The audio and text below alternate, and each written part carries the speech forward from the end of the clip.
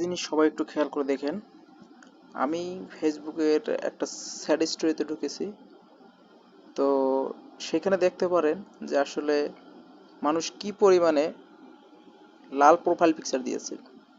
তার মানে এখন বোঝা গেল যে বাংলাদেশে যদি লাল এবং কালোর দুইটার ভোট হয়, তারা কালো নিয়ে দাঁড়িয়েছে শোক করার জন্য, অথচ সেখানে মানুষজন কিভাবে লাল দিয়ে ছেয়ে গেছে দেখেন। তাতে বোঝা যায় আসলেই তাদেরকে মন থেকে এখন আর কেউ চায় না, ঘৃণা করে, কিন্তু তারপরও তারা জোর জবরদস্তি করে জনগণের উপরে। ক্ষিপ্ত জনগণ তারপরও তারা তাদের জায়গা থেকে নড়তেছে না, আমাদেরকে মেরে হত্যা করে গুম করে তারা তাদের জায়গা দখল করে রাখতেছে। আসুন আমরা সবাই এক হই, একতালে বলি যে আমরা তাদের মতো স্বজনপ্রীতি যারা না দেখায়, যারা ছাত্রদেরকে নিয়ে গুম করে হত্যা করে, ছাত্রদের উপরে গুলি বর্ষণ করে, মা বোনদের ইজ্জতে হাত দিয়ে থাকে।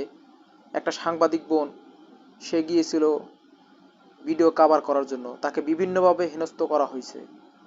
সে ভিডিওটা আমরা সবাই দেখেছি। তাদেরকে আমরা বয়কট করি এবং সবাই মিলে আসুন একসাথে বলি যে আমরা এই ফ্যাসিবাদী সরকারের পতন চাই। দেখুন মানুষ কিভাবে তাদের পতন চায়।